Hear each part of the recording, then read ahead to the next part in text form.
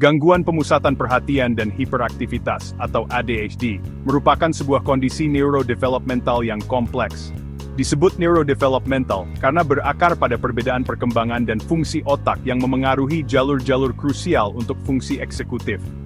Ini bukan sekadar masalah perilaku, melainkan tantangan persisten dalam regulasi atensi, kontrol impuls, dan manajemen aktivitas.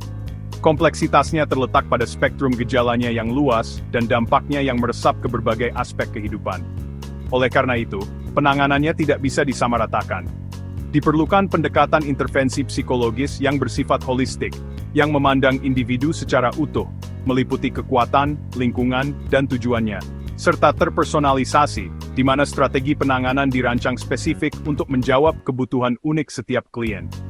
Menjawab kebutuhan ini, panduan klinis berbasis bukti dari National Institute for Health and Care Excellence atau NICE tahun 2018 merekomendasikan intervensi psikologis terstruktur sebagai lini pertama penanganan non-farmakologis untuk orang dewasa. Secara spesifik, terapi perilaku kognitif atau CBT menjadi pilihan psikoterapi utama. Alasannya, CBT untuk ADHD dirancang secara sistematis untuk membekali individu dengan keterampilan praktis. Terapi ini berfokus pada bagaimana cara mengelola waktu, merencanakan tugas, serta bagaimana mengidentifikasi dan mengubah pola pikir negatif yang seringkali menyertai ADHD, seperti prokrastinasi dan keraguan diri. Penting untuk dipahami bahwa intervensi psikologis ini seringkali berjalan beriringan dengan farmakoterapi. Meskipun obat-obatan bisa sangat efektif dalam mengurangi gejala inti ADHD, efeknya tidak mencakup semua area. Banyak individu yang mengalami perbaikan gejala dari obat-obatan masih terus berjuang dengan kesulitan fungsional. Tantangan dalam dunia kerja, hubungan sosial, dan manajemen kehidupan sehari-hari sering kali tetap ada. Ini karena medikasi tidak mengajarkan keterampilan yang mungkin tidak pernah berkembang.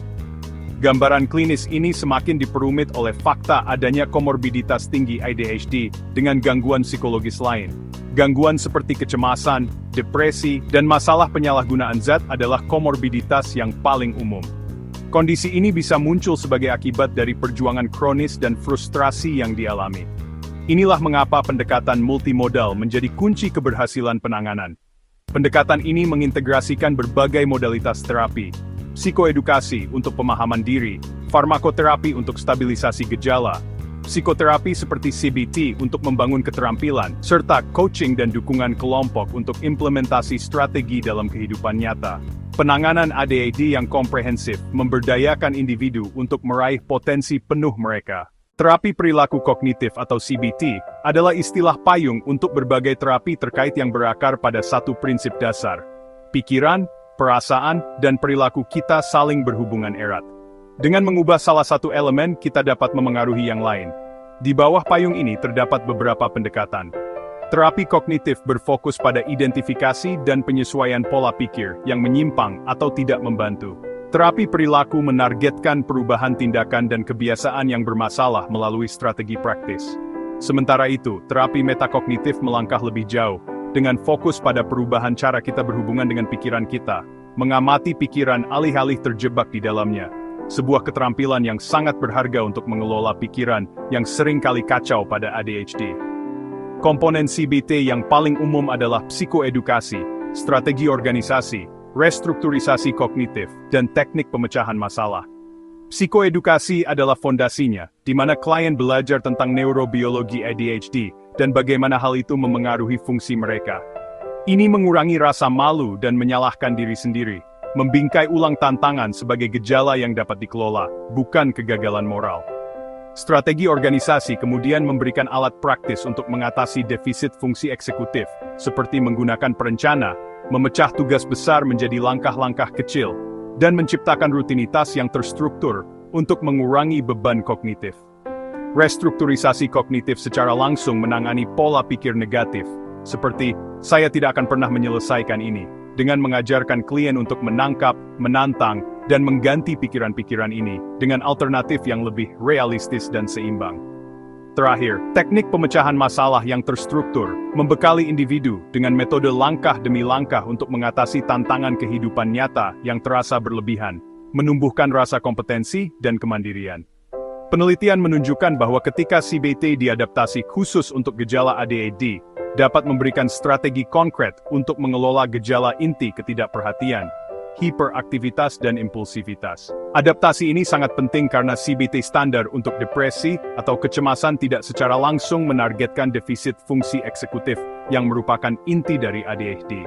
Untuk ketidakperhatian, CBT yang diadaptasi berfokus pada pembangunan sistem eksternal untuk fokus dan memori, seperti checklist dan memodifikasi lingkungan untuk meminimalkan gangguan. Untuk hiperaktivitas, tujuannya bukan untuk menekan energi, tetapi untuk menyalurkannya secara konstruktif melalui teknik perilaku seperti istirahat terencana, untuk bergerak, atau penggunaan alat bantu sensorik yang tidak mengganggu. Untuk impulsivitas, terapi ini mengajarkan keterampilan untuk berhenti sejenak dan berpikir, membantu individu mengenali pemicu keputusan impulsif, dan melatih respons yang lebih bijaksana, sehingga meningkatkan kontrol atas tindakan mereka. Studi tahun 2010 oleh Massachusetts General Hospital Boston menemukan bahwa kombinasi terapi obat dan CBT lebih efektif dalam mengendalikan gejala ADHD daripada terapi obat saja. Temuan penting ini menyoroti hubungan sinergis antara kedua intervensi tersebut. Terapi obat, seperti stimulan, bekerja pada tingkat neurobiologis, membantu menyeimbangkan kimia otak untuk meningkatkan fokus dan mengurangi impulsivitas. Ini dapat dianggap sebagai perbaikan perangkat keras. Namun, CBT menyediakan perangkat lunak, keterampilan strategi, dan pola pikir yang diperlukan untuk memanfaatkan kapasitas neurologis yang ditingkatkan tersebut dalam kehidupan sehari-hari. Sementara efek obat bersifat sementara dan bergantung pada dosis, keterampilan yang dipelajari dalam CBT bersifat tahan lama.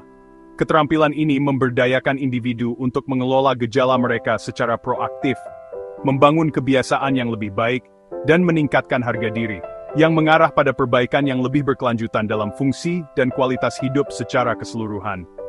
Protokol pengobatan baru yang disebut CBT untuk ADHD mencakup pelatihan keterampilan organisasi dan meditasi mindfulness sebagai sarana meningkatkan perhatian dan regulasi diri.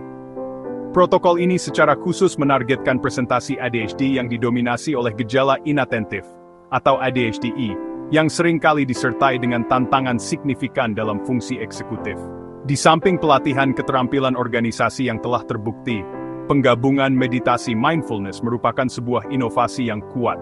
Mindfulness melatih otot perhatian.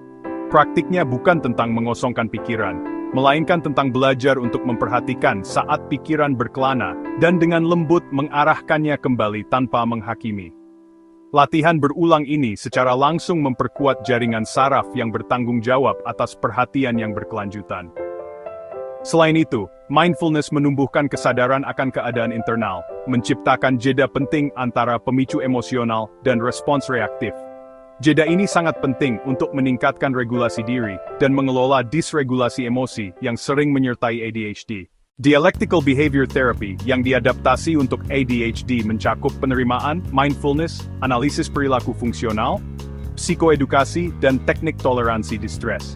Terapi bermain menggunakan media permainan untuk membantu anak mengekspresikan emosi dengan aman dan mengembangkan keterampilan pemecahan masalah. Terapi keluarga melibatkan seluruh anggota keluarga untuk meningkatkan komunikasi, menyelesaikan konflik, dan membangun sistem dukungan yang solid di rumah. Parent Management Training melatih orang tua dalam strategi penguatan positif yang efektif dan teknik disiplin yang konsisten dan konstruktif. Pelatihan keterampilan sosial mencakup keterampilan komunikasi dasar, pemahaman isyarat sosial, manajemen konflik, dan keterampilan empati. Peran profesional kesehatan mental meliputi psikolog yang melakukan asesmen komprehensif dan psikiater yang memberikan diagnosis medis dan pengelolaan medikasi. Inovasi dalam delivery terapi mencakup teletherapy untuk akses yang lebih luas, mobile apps untuk skill practice, dan virtual reality untuk social skills training.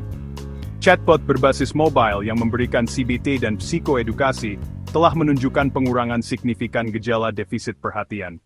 Sebagai kesimpulan, penanganan ADHD yang efektif berakar pada kolaborasi multidisiplin.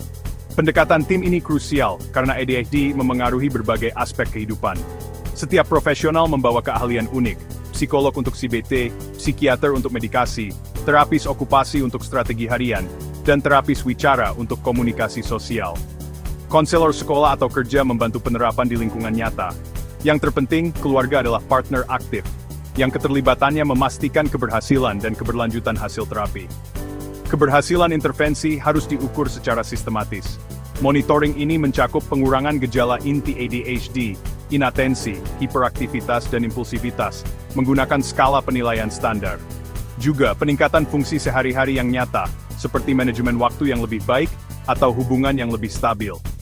Ini bukti transfer keterampilan. Terakhir, peningkatan kualitas hidup secara keseluruhan, mencakup naiknya harga diri dan turunnya stres. Monitoring rutin memungkinkan penyesuaian rencana perawatan agar tetap efektif. Bukti ilmiah yang mendukung pendekatan ini sangat kuat, terutama dari meta-analisis. Studi gabungan ini menawarkan dukungan optimis untuk kemanjuran terapi perilaku kognitif pada orang dewasa dengan ADHD. CBT efektif membantu individu mengembangkan strategi praktis untuk tantangan fungsi eksekutif seperti perencanaan dan organisasi. Manfaat signifikannya juga terletak pada pengurangan gejala emosional. CBT secara langsung menargetkan disregulasi emosi, kecemasan dan depresi yang sering menyertai ADHD, meningkatkan resiliensi psikologis. Maka penanganan psikologis ADHD harus berlandaskan 3 pilar: komprehensif, individual, dan berkelanjutan. Komprehensif berarti menangani dampak pada semua area kehidupan. Individual berarti rencana perawatan disesuaikan dengan profil dan tujuan unik klien. Berkelanjutan berarti tujuannya adalah pemberdayaan jangka panjang. Untuk mencapai ini, kombinasi berbagai modalitas terapi adalah kunci. Mengintegrasikan CBT, mindfulness, dan coaching menciptakan program intervensi yang kaya, fleksibel, dan holistik untuk hasil terbaik. Dampak dari intervensi psikologis berkualitas tinggi ini sangat luas. Bagi individu, ini adalah jalan menuju realisasi potensi diri dan kesehatan mental yang lebih baik. Bagi keluarga, ini menciptakan keharmonisan dan mengurangi beban stres. Di tingkat masyarakat, individu yang tertangani dengan baik menjadi lebih produktif, mengurangi beban pada layanan sosial dan kesehatan. Dengan dukungan yang tepat, kita tidak hanya mengubah satu kehidupan, tetapi juga memperkuat keluarga dan membangun komunitas yang lebih sehat. Investasi dalam intervensi psikologis yang efektif adalah investasi untuk masa depan individu, keluarga, dan masyarakat secara keseluruhan.